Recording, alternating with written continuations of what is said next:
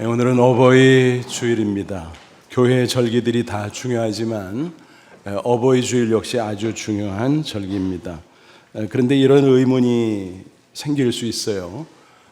부모에게 효도하는 거 당연한 일인데 굳이 어버이 주일을 지킬 필요가 있는가? 게다가 국가적으로도 어버이날을 지키는데 교회에서까지 이런 주일을 지킬 필요가 있는가? 그런 생각 있을 수 있죠. 하지만 꼭 필요하기 때문에 지키는 거죠. 여러분, 교회 절기의 목적이 무엇입니까? 평소에도 중요한 신앙이지만 우리 인간의 본성상 잊어버려요. 태만해요. 그러니까 다시 점검하고 각성하자, 그런 취지입니다. 예를 들어서 부활절 왜 지킵니까? 평소에 부활 신앙이 있어야 돼요. 근데 잊어버리고 또 태만하고, 그러니까 부활절을 맞이해서 다시 각성하고 부활 신앙을 회복하고 무장하자. 그럼으로써 승리하는 삶을 살자, 그런 취지인 것입니다. 그래서 어버이일도 마찬가지, 평소에 어버이를 공경하는 거 당연하지만 다시 한번 돌아보고 그런 신앙으로 재무장하자라는 그런 목적이 있는 것입니다. 이런 말이 있어요. 내리사랑은 있어도 치사랑은 없다. 자식 사랑은 지극한데 부모 사랑 그에 훨씬 못 미친다라는 것입니다. 그나마 다행이기는 하죠. 자식 사랑마저 없다면 세상이 얼마나 혼란스럽겠습니까? 성경은 종말이 가까울수록 인간성이 타락할 거다, 그렇게 예언하고 있습니다. 그 중에서 효도가 점점 더 어려워질 것이다라고 증거하고 있습니다. 디모데후서 3장 1절 2절. 너는 이것을 알라. 말세 고통하는 때가 이르러 사람들이 자기를 사랑하며 돈을 사랑하며 자랑하며 교만하며 비방하며 부모를 거역하며 감사하지 아니면 거룩하지 아니하며 사람들이 이기적이 되고 물질주의화되고 여러 가지 거친 성품들을 가지게 되는데 그 중에 하나가 바로 불효라는 것입니다.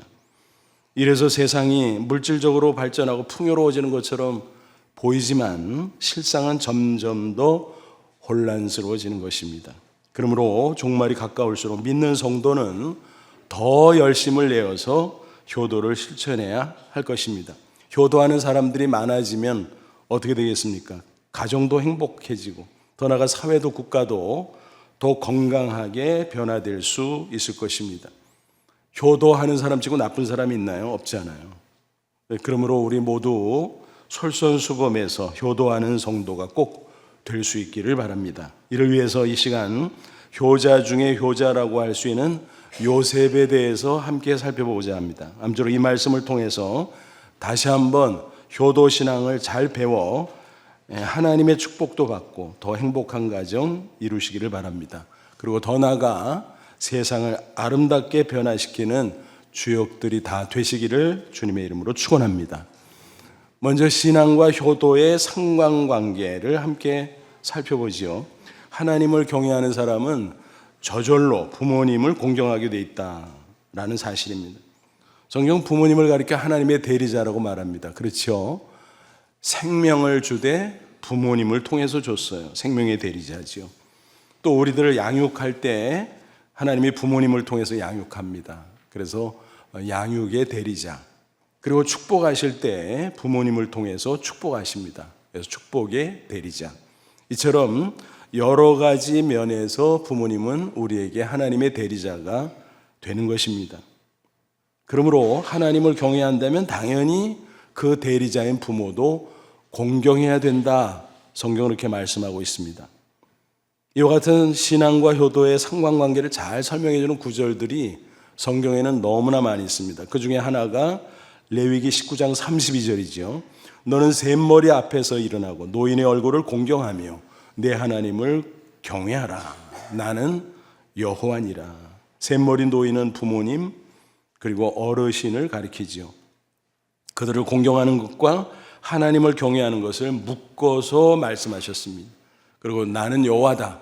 하나님의 명령하는 말씀이다라는 것입니다. 그러니까 하나님 경외와 부모 공경은 일맥상통하다라고 하는 사실입니다.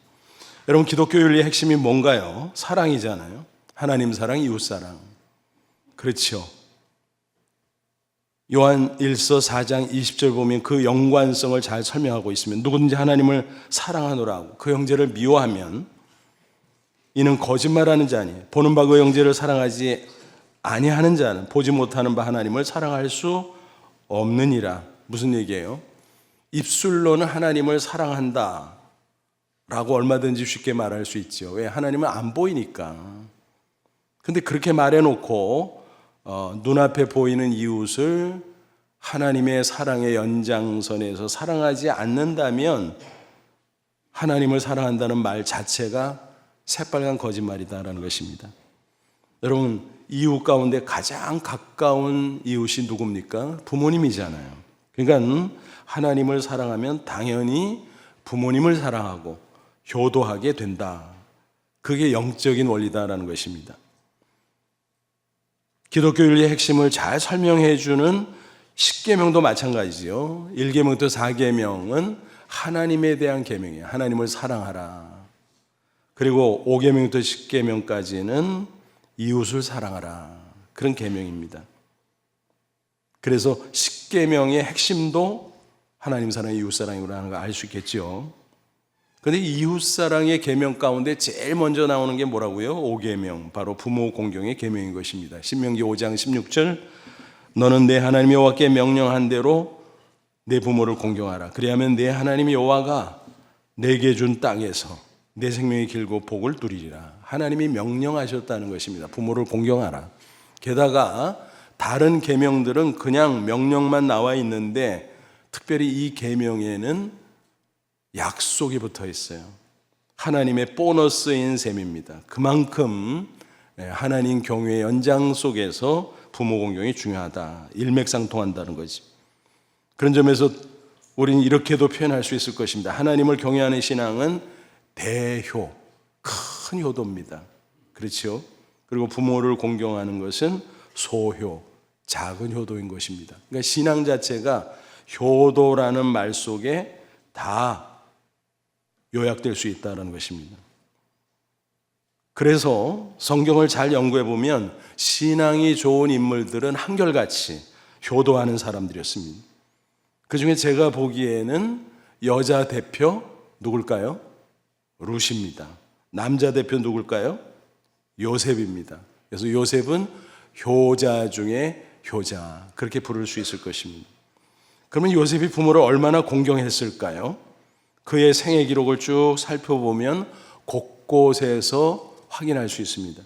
그 중에 하이라이트에 해당되는 것이 바로 오늘 본문의 내용입니다. 애굽의 총리가 된 요셉, 형제들과 상보한 이후에 아버지 야곱과 이스라엘 족속을 애굽으로 이민 초청했죠.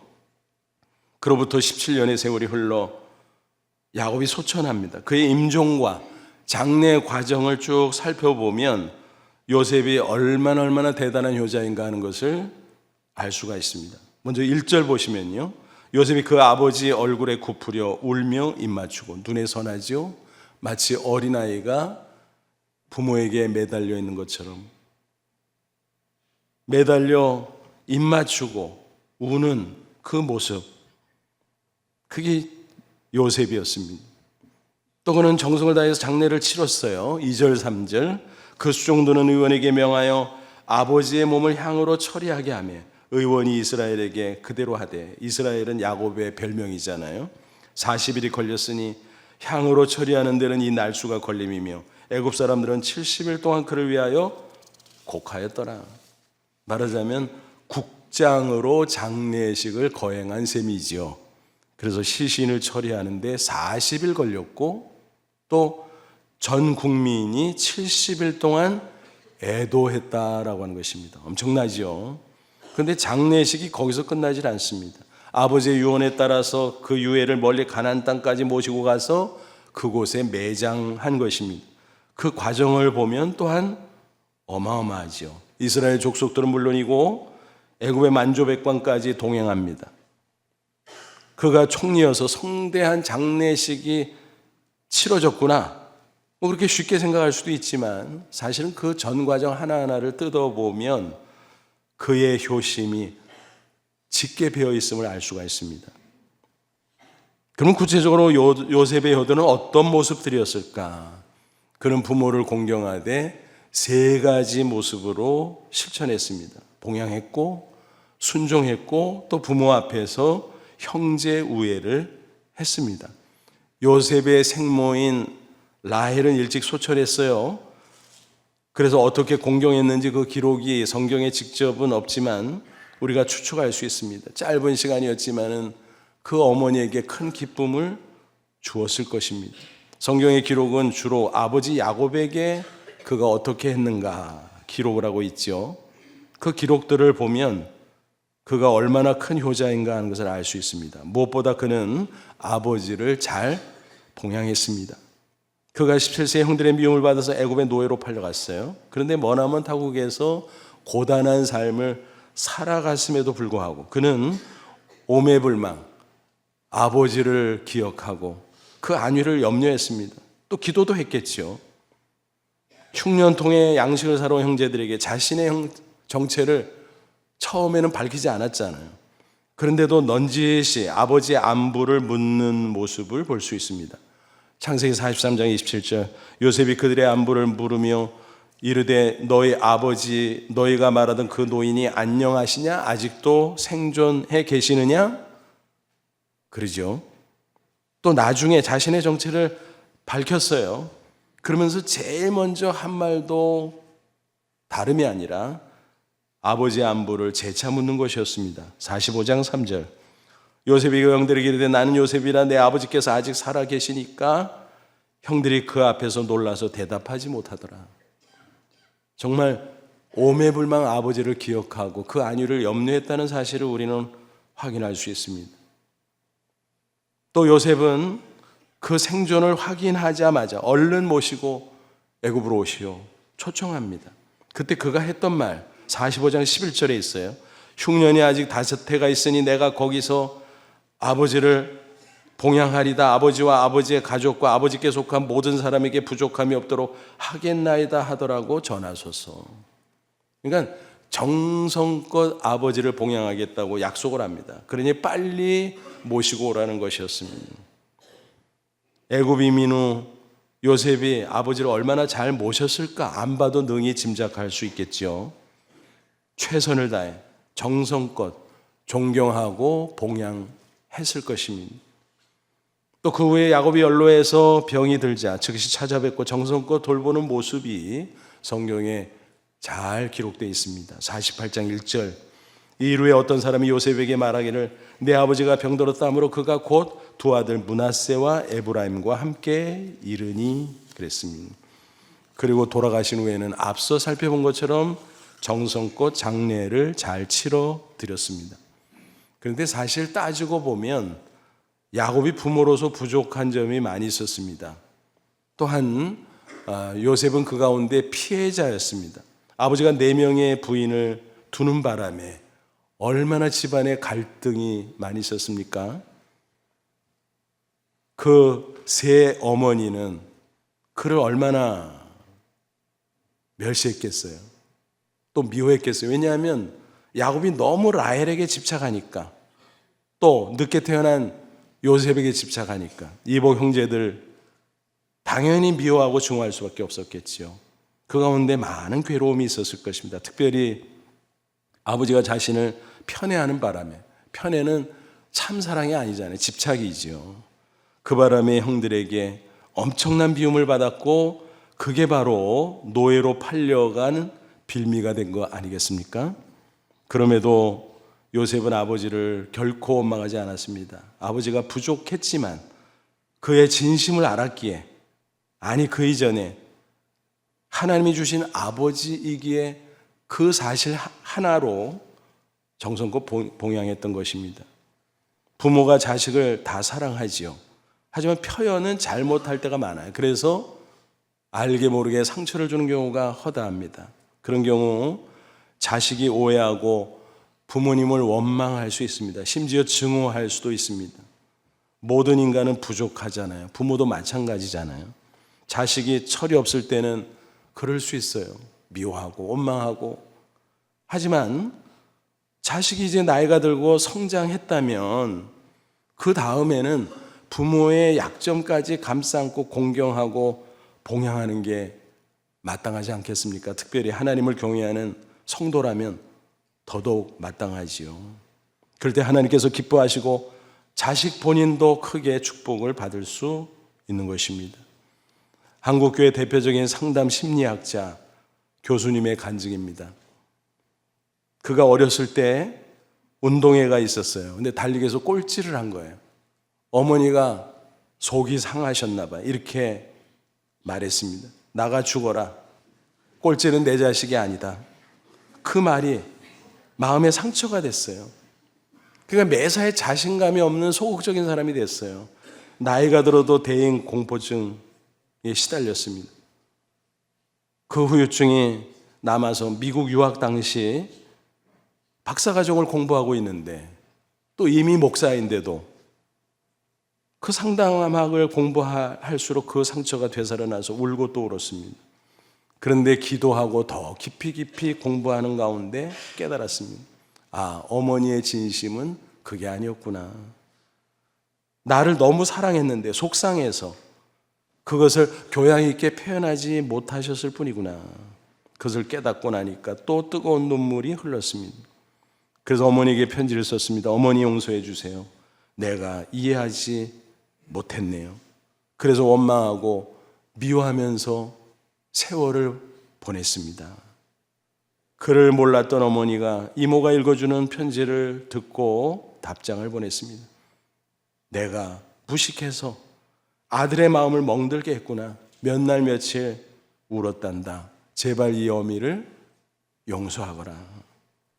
그 교수님은 그 편지를 읽고 또 읽고 펑펑 울었습니다. 그런데 신기한 일이 벌어졌어요. 치유가 된 거예요. 마음이 평안해졌습니다. 그러면서 몸이 허약했었는데 체중이 무려 10kg이나 늘어났습니다. 그리고 박사학위 논문을 작성하고 있었는데 왜 그렇게 지지부진한지, 진도가 안 나가는지.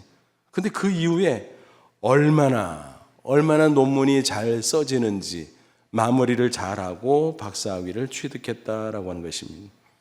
그는 그 후에 교수가 되고 또 한국교회 대표적인 상담학자로 우뚝 서서 하나님의 영광을 드러낼 수 있었습니다. 그러니까 자식은 부모가 훌륭하거나 부족하거나 상관없이 부모라는 사실 한 가지로 공경하고 봉양해야 한다는 것입니다. 그게 하나님의 뜻입니다. 그럴 때 하나님께서 기뻐하시고 또 자손들을 축복해 주시는 것입니다. 그리고 우리가 한 가지 잊지 말고 기억할 것은 또 이런 겁니다. 육신적인 봉양보다 더 중요한 게 있어요. 영적인 봉양입니다. 여러분 생각해 보세요. 육신보다 더 중요한 게 영혼이잖아요. 현세보다 더 중요한 게 내세잖아요. 그렇죠? 혹시 신앙이 없는 부모님이 있다면 꼭 십자가 구원의 복음을 전해드려야 됩니다. 그거야말로 최고 효도인 것입니다. 만약 신앙 없이 세상을 떠난다면 천추의 한이 될 수밖에 없겠지요. 우리 교회 부모님에게 전도하기 눈물로 기도하고 정성을 다하는 분들이 많이 있습니다. 그 모습을 볼 때마다 감사하지요. 이미 부모님이 신앙을 갖고 복된 말년을 보내다가 소천하신 경우도 있습니다. 또 신앙을 갖고 기쁨으로 말년을 보내고 계신 분도 있습니다. 저는 그런 성도들을 뵐 때마다 너무 감사하고 또 고맙고 그래요. 그리고 뵐 때마다 마음이 흐뭇합니다. 기회가 있으면 최고의 효자이십니다라고 격려하기도 합니다. 혹시 아직 부모님이 신앙을 갖지 못했어도 여러분 낙심하지 마세요. 눈물로 기도하는 자녀가 있는 한 그분은 반드시 신앙을 갖게 될 줄로 저는 확신합니다. 하나님이 가장 기뻐하는 일이기 때문에 그렇습니다. 그럼에도 무관심하고 나중으로 미룬다면 여러분 부모님이 이 세상 떠나는 시기를 내가 정합니까? 아니잖아요. 언제일지 몰라요. 나중에 후회 막심할 수밖에 없을 것입니다. 그러므로 기회를 놓치지 말고 꼭 복음 전도에 힘쓸 수 있기를 바랍니다. 그리고 부모님께서 신앙이 좋은 분이시라면 너무너무 감사한 거지요. 그런 경우에는 우리가 부모님 앞에서 신앙생활을 더 열심히 하는 것, 그것이야말로 큰 효도입니다. 신앙의 부모님에게는 자손들이 신앙생활 잘하는 것보다 더 기쁘고 좋은 일은 없습니다. 아무쪼록 영육간의 부모님을 잘 봉양함으로 하나님께 효자라고 칭찬받으시고 하나님의 약속하신 축복을 풍성히 누리시기를 축원합니다. 요셉이 부모를 공경한 두 번째 모습은 순종입니다. 자녀라면 부모님의 말씀에 순종하는 것이 마땅하지요. 하나님의 말씀에 절대적으로 어긋나면 지혜롭게 피해야 되겠지만 그게 아닌 경우라면 순종해야 됩니다. 적극적으로 순종해야 됩니다. 요셉은 어려서부터 아버지 야곱의 말씀에 순종하는 사람이었어요. 아이러니하게도 순종하다가 그가 애굽의 노예로 팔려가게 되었습니다. 31장 13절 보면 이스라엘이 야곱이 요셉에게 이르되 네 형들이 세겜에서 양을 치지 아니하느냐 너를 그들에게로 보내리라. 요셉이 아버지에게 대답하되 내가 그리하겠나이다. 17세 어린 나이였어. 근데 저 멀리 세겜으로 가서 형들을 보고 오라는 아버지 말씀에 군말 없이 예하고 순종을 합니다. 세겜까지 갔어요. 근데 형들이 없어요. 어떻게 하면 됩니까? 돌아와도 돼요. 그러나 아버지의 말씀에 그 본뜻까지 알았던 그는 굳이 사람들에게 물어 도단까지 가서 형들을 만납니다. 그런데 반가운 만남이 아니라 그 바람에 노예로 팔려가게 되었다라는 것입니다. 그때부터 13년 동안 온갖 고생 다 했지요. 노예살이, 감옥살이. 하지만 결과적으로 하나님의 놀라운 섭리 가운데 애굽의 총리가 됐습니다. 그 모습을 보면 부모님의 말씀에 순종하는 자 하나님께서 결코 잊어버리지 않는다. 반드시 축복한다는 사실을 알 수 있습니다. 본문에 야곱의 장례식 이야기가 나오는데 그것도 사실은 요셉이 아버지의 말씀대로 순종한 것입니다.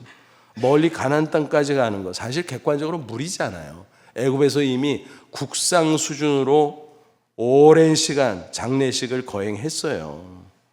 그런데 멀리 가나안 땅까지 가서 거기에 매장하라고? 그것은 사실 무리였습니다. 하지만 그는 아버지가 왜 그런 말씀을 했는지를 잘 깨달았습니다.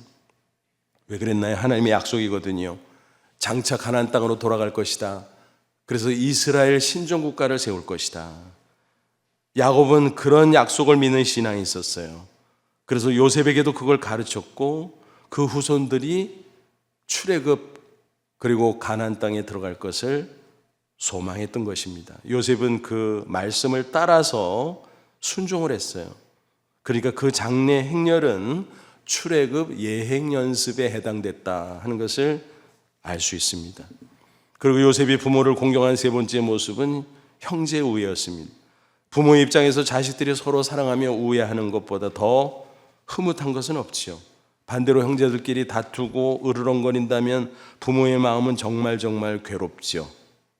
그러므로 우애하는 것은 큰 효도임을 알아야 될 것입니다.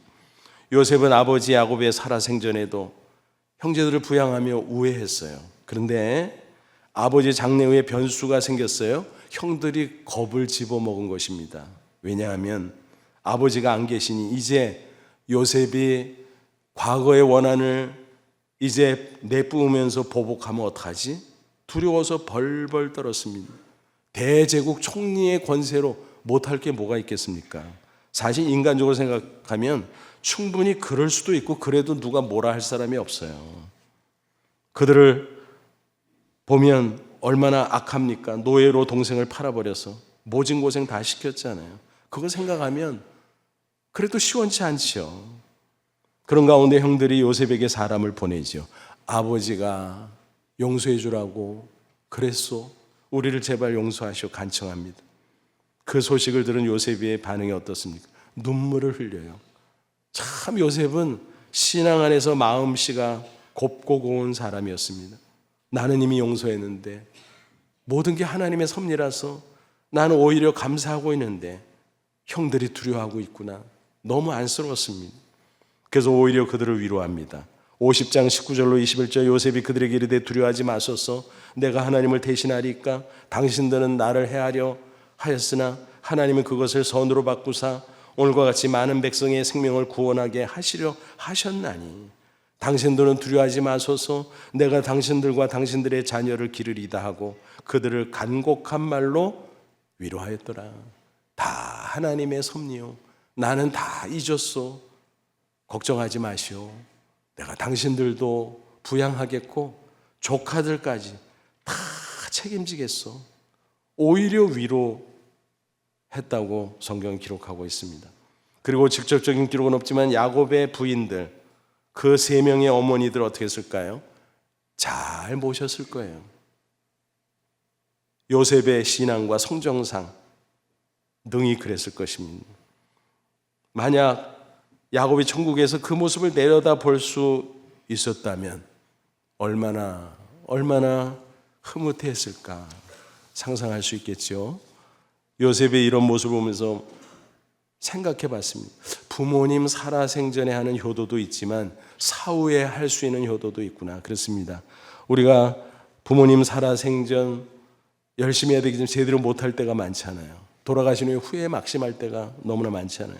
그래서 이런 말이 있죠. 돌아가신 부모의 자식은 모두 효자다.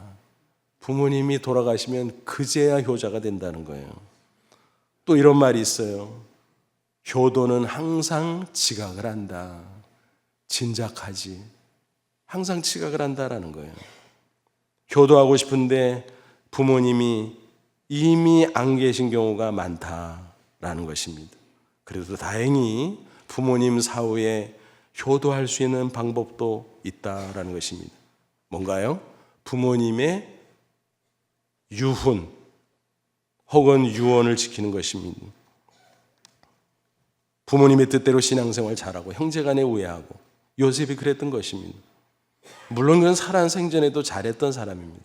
그런데 사후까지 잘했다 하는 것을 알 수가 있습니다.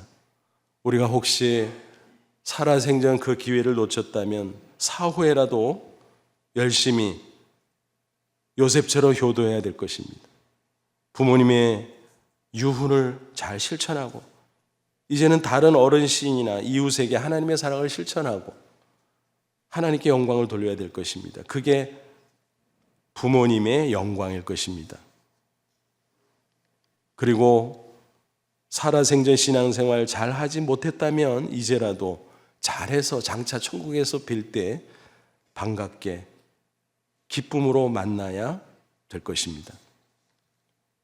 하지만 그럼에도 불구하고 부모님 살아생전에 효도하는 것이 최선이죠. 나중에 후회하거나 아쉬워하지 않도록 기회 있을 때 꼭 효도할 수 있기를 바랍니다. 특별히 젊은 분들 꼭 그렇게 하시기 바랍니다.